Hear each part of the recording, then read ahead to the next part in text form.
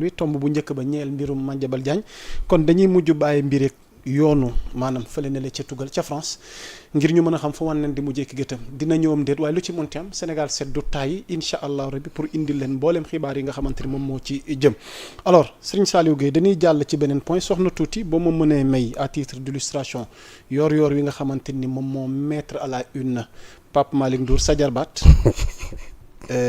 coowal Pape Malick Ndour bi sëñ Saliou moom lañ bëgg ñëw nag def ci taxaw seetlu nga war cee def décryptage déjà une yor-yor gi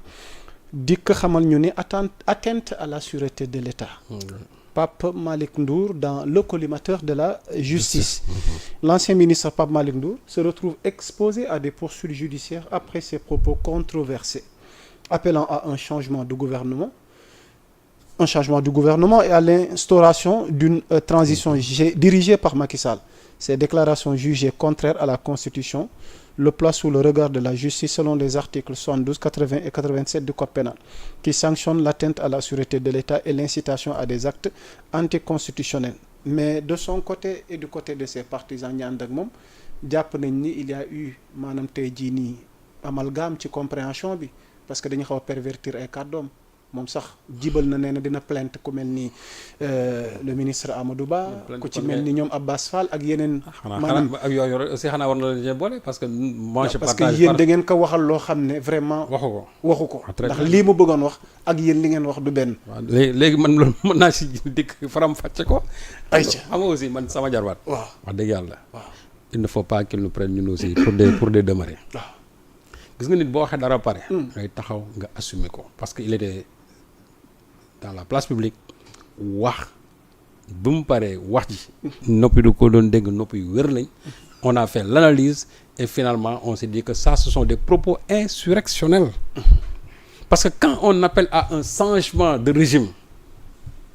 nga ne l'instauration d'une transition dirigée par Macky Sall mais foofu tu n'as même pas besoin de dire aux gens levez-vous c'est-à-dire boo nee transition rek changement de régime xawal mooy ñii nañ leen fi jëlee def transition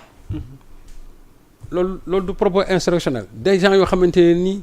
tey Diomaye li ko fi bàyyi mooy les 54% yi nga xamante ne moom la am au premier tour de la présidentielle lu benn président musul am.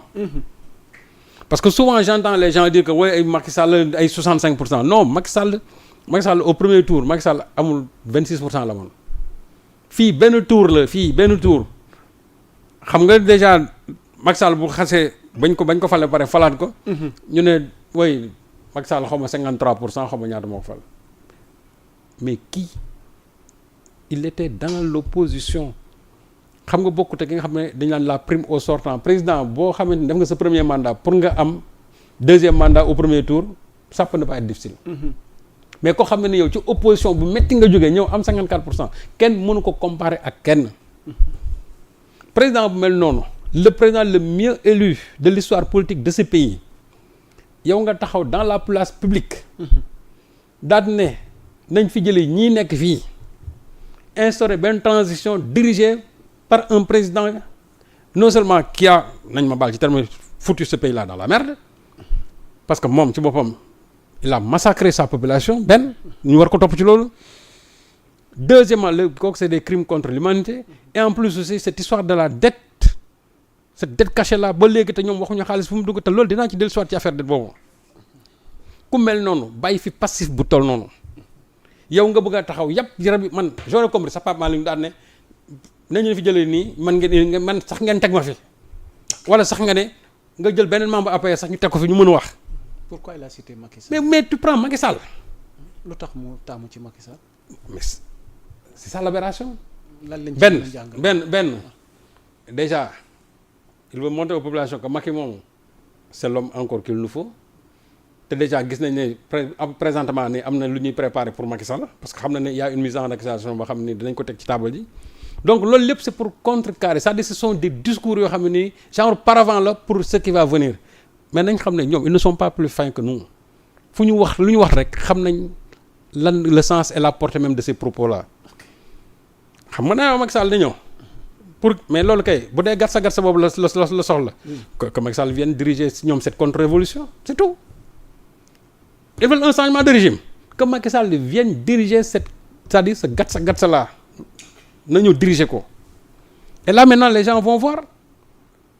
mais xam nga yàpp Sénégal mënul weesu et là vraiment Pape dama ko ci mere yàpp Sénégal mënul weesu ce président qui nous a causé tous les torts du monde daal di mettre ce pays là comme ni ko Ousmane Sonko wax au 4e sous-sol avec l'histoire de ces morts à n'en plus finir dugal Sénégal ci goutte gu métti yow amoo leen lay wax nga ne nañu daanal ñi nga xamante ne 50 ñoo xam ne Sénégal ñoo leen fal ba pare ñu demaat assemblée nationale joxaat leen encore une majorité confortable mooy que ñii population bi am nañ ci ñoom yaakaar nga ne déedéet ñooñu nañ leen fi jëlee parce que simplement Farba Ngom aujourd'hui est en prison parce que yow Pape Malick Ndour muy wax yow xam nga ne am na lu ñu la tuumal sur l'histoire des nervis ak l'affaire Pape Abdoulaye Touré ak ñeneen ñi nga xamante ne ñoo mel ni moom plus Macky Sall bi nga xam ne moom aussi jàpp na ne y a une mise en résolution boo xam ne ñu ngi koy agité boobu ba léegi nag compte tenu de l'ensemble de ces facteurs nga ne woyee donc ñi la leen fi jëlee indi benn transition dirigée par Macky Sall Pape Malick Ndour lan lay wax Amadou Ba il n'a absolument rien à dire c'est lui qui a tenu ses propos insurrectionnels dama ne kon plainte bi na ko commencer par yoor parce que ñun on a dit que si on met en branle l'article 72 du code pénal article 80 boobu ñuy wax chaque jour atteinte à la sûreté de l'État ak article 87 bu ñu jëlee ñetti articles yooyu Pape Malick Ndour dana ko jàpp ça c'est clair parce que yooyu yëpp ça tourne autour de la sécurité de l'État de la sûreté de l'État ok te loolu Pape Malick Ndour c'est ce qu'il a fait immédiatement après ses avocats ils ont pondu un communiqué waaw mais non waaw lu ñuy riposter déjà ñoom sax écarté wu ñu plainte non xam nga problème bi gis nga plainte moom yaa ma sax plainte nag ku mu neex nga plainte xam nga nit ñi moom dañoo foog ne plainte mooy condamnation gis nga plainte moom ku mu neex nga mais ñun yor chaque jour ñu plainte ñu daanaka léegi ñun chaque jour ñu plainte ñu te ñun suñuy plainte sax fi nekk nii man plainte yor heure bu ma dem di ci wuy ji kenn du ma dégg xam nga fii la fi les partisans de Farba ak d'autres plainte yor ñun jour ba ñuy dem di wuy ji on a amati personne dem nañ ba génn nit ñi xamuñu ne sax on est allé là-bas et même les avocats de Farba ñoom seen wàllu bopp sax dégg naa leen ñuy wax ñu ne woy am na fi journal boo xamante ni tuumaan nañ déposé nañ fi plainte boobu ba léegi dégguñu dara alors que man dem naa ba ñëw ci loolu donc pour dire tout simplement que plainte yi moom bu yaboo ñu annoncé 1000 plaintes mais moom xam na ne ki ñu njëkk a war a plainte mooy moom mi am sañ-sañ taxaw place publique nga ne nañ fi jëlee nañ fi jëlee nii nag xam gis nga du ñaar du ñetti sens mooy ñii il faut les renverser c'est-à-dire que c'est l'ordre constitutionnel qu'il faudra violer qu'il faudra renverser parce que ñii constitution moo leen fi teg moo fi teg Diomaye ba 2029 où il va demander encore le suffrage des populations fekkee ne dafay présenté wu su boobaa ñu xool ndax danañ ko falaat wala kenn du ko fal mais d'ici 2029 moom la fi Sénégal yi teg d'ailleurs da nga leen di dégg très souvent ñu naan woy Ousmane Sonko woote na fi gatsa Ousmane Sonko a dit mais nañ revisiter les vidéos de Sonko quand il parlait de la révolution il avait clairement dit mën leen na leen ko bàyyi mu gouverner ba 2024 ba mu jeexal bu mu am benn obstacle c'est-à-dire que bu ñu jël benn projet boo xamante ni pour jéem ko fay jëlee la ci diggante bi parce que Sonko avait bien pensé cette révolution il disait c'est-à-dire tous les écueils yi nga xamante ne moo mën a tax révolution bi échoué dem na ba ne am na benn instant boo xam ne bu ngeen deful ndànk révolution bi dina am ñenn ñu koy jël seen loxo alors que yéen a koy togg mais ba ngeen koy waaj a yàq ñeneen yàq ko ba pare jël ko à leur propre compte. Il a même donné l'exemple du Mali quand les gens ont entamé la révolution et finalement ils ont laissé l'armée prendre le pouvoir boobu la ne c'était fini pour cette révolution donc Ousmane toog na ci place publique di expliquer loolu en disant que Macky Sall laissez le gouverner jusqu'à terme maintenant quand il parlait de ce gatsa là c'est-à-dire c'était tout simplement que Macky Sall mënuñu tere ñuy def ñun suñuy revendication démocratique bu fekkente ne il sort sa police sa gendarmerie en tout cas ses nervis et cetera su boobaa aussi ñun dañuy jàkkaarloo moom avec les forces vives de la nation loolu la doon wax le gatsa c'est-à-dire que dóor fayu mais Macky Sall n'a jamais dit nañ leen dem palais génne ko fa du ma sa Ousmane Sonko n'a jamais dit nañ leen dem palais génne Macky Sall il l'a jamais dit te vidéo yi nit ñi mën nañ ko tegaat où il disait carrément laissez Macky Sall gouverner jusqu'à terme parce que leen lu ngeen ciy def vous allez tout simplement ternir la révolution Ousmane Sonko voilà ses propos mais bañ koy jàpp Abdou Karim Diop lan la fi wax article yi ma fi cité yëpp moom la fi génnoon ne way 80 article 72 article 80 article 87 yokkaat na ci yeneen sax daal ne loolu lépp buñ ko dajalee Ousmane Sonko war nañ ko mën a jàpp parce que depuis 2021 ba léegi Ousmane Sonko émet des propos insurrectionnels et ce qui n'est pas vrai. Abdou Karim n'a pas dit la vérité. Ousmane Sonko n'a jamais appelé à l'insurrection mosu leen dégg mu ne nañ leen dem palais déloger Macky Sall des fois nga dégg ma la wooy dañaan wooy ay Samuel Doog nangam ak nangam ak nangam man leen Ousmane Sonko il a toujours le courage de ses idées lu mu bëgg a wax daf koy wax mais dans cette révolution là Ousmane a été républicain du début jusqu'à la fin te ñoom lu ñu tàmm mooy chaque fois boo waxee rek ñu ne non Sonko waxoon na ko fi Sonko n'a jamais dit ça. Pape Malick Ndour ce qu'il a dit ak li Sonko wax c'est diamétralement opposé. Pape Malick Ndour demande à ce qu'on renverse l'ordre constitutionnel. am na ku ko wàllu de. waaw Alioune Tine. voilà non. xam nga nee na même si on peut être en désaccord total avec ce qu'aurait dit Pape Malick Ndour. Il ne doit pas aller en prison pour ça. Quand les gens manifestent en brandissant Sonko dégage, on tolère car c'est concevable dans une démocratie qui fonctionne. Ah. Pire, on a vu une pétition Sonko démissionne. Ah. Ça se tolère et mieux. Comme on est en démocratie, maanaam on a vu la réponse Sonko reste. waaw mais Alioune Tine aussi moom. na yem ci Africa Jom Center moo gën ci moom. warul wàllu non xam lu tax. parce que day dugg ci domaine boo xam c'est pas son domaine. dëkk bi ku nekk ak la nga xam ne moom lu màcc sa xel dañu wax ne Pape Malick Ndour dafa tenir ay propos. Qui a parlé de prison? Pourquoi moom déjà on parle rek moom il pense déjà à la prison? Parce que moom Alioune Tine c'est lui déjà qui emprisonne Pape Malick Ndour dans son discours. Mais juge bi mën na ko woo ñëw ne ko mais sa propos yi mu défendre boppam après ci loolu. Ses avocats mën nañu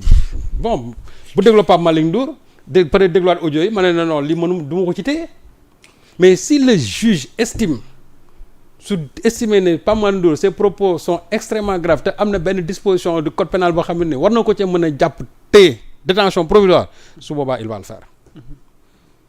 mais Alioune Tine pourquoi mu naan mais il ne mérite pas la prison est-ce que dañ ko war a jàpp tëj ko non on a dit que le procureur doit s'autosaisir ñu déglu ko.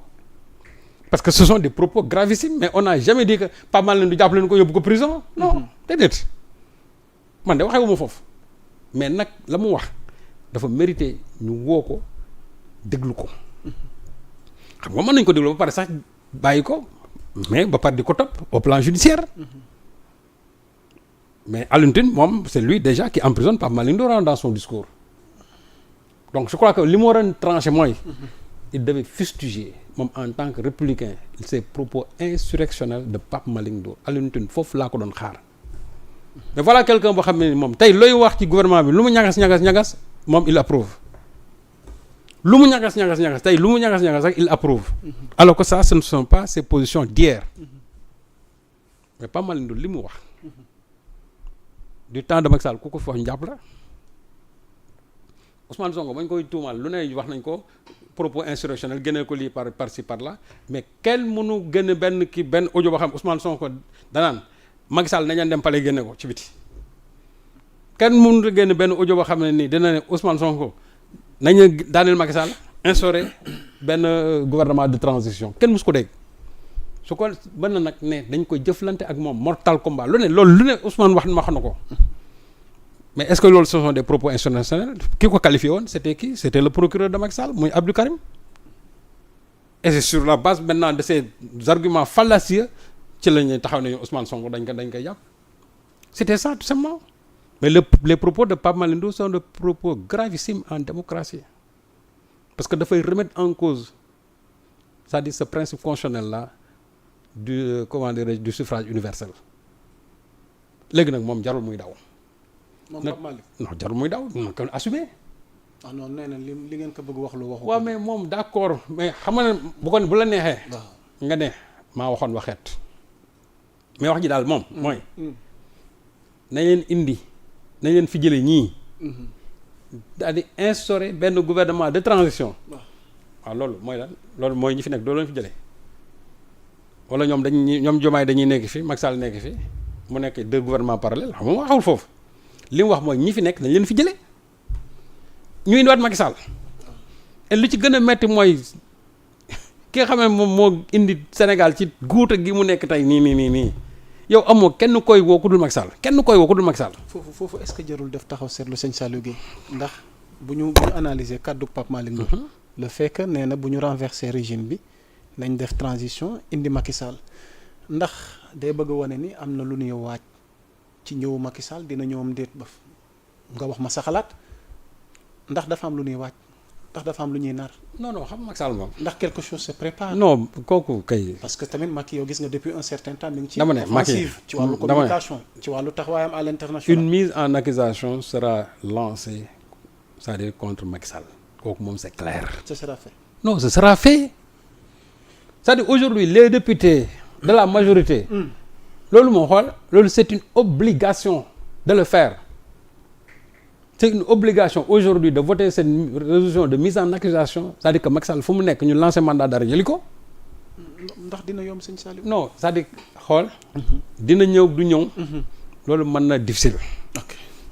mais pour def mise en accusation bi dem assemblée voter ko. déedéet kooku moom kooku moom ça dépend seulement de la volonté de nos députés su fekkee ne ñoom jàpp nañ ne Macky Sall deful dara ci réew mi na kon ñoom mën nañ bàyyi noonu. mais su fekkee ñoom jàpp nañ ne Macky Sall tous ces gosses yi tombé sur le champ de bataille que c'est du fait tout simplement de la cruauté de Macky Sall et que aujourd'hui c'est dette là qui explose 7 milliards de dollars de dette boo xam ne Macky Sall moo ko bàyyi ci réew mi dette cachée amul lenn lu ñuy wax ñu naan non det kenn mënu ko caché xam nga loolu dinaa jël soit parce que xam nga. gis nga non dinañ ci jëm léegi. Macky Sall nee na loolu c'est un non-sens Serigne Saliou. waaw mais c'est un non-sens. nee na comment une dette peut être cachée. vraiment waaw d'accord. det war a jaar waaw d'accord mais xam nga. non xam nga gis nga avocat am mi ngi ci Sénégal. yaa Moussa mi ngi xaar ay documents. def na riposte. yaa Moussa ñoom bu ñu sonal nit ñi xam nga lu gën a bon mooy. yow nga sàcc ñu jàpp la ba pare nga ne non sàcc moom loolu kenn mun ko sàcc xam nga loolu la. ils ont volé c'est-à-dire ñu détecté lesquels problème bi kay mooy xaalis boobu noonu te gis ñu ko dans aucun projet structurant ñu xool fan lañ ko dugal tuuti baal ma may ma une parce que transition la ñu dugaale ci économie pare nañ ci mbirum Pape Malick Ndour lu ci munti am ñu ngi déglu fu wan nen di mujjee ki gëtam ci wàllu plainte ak yooyu noonu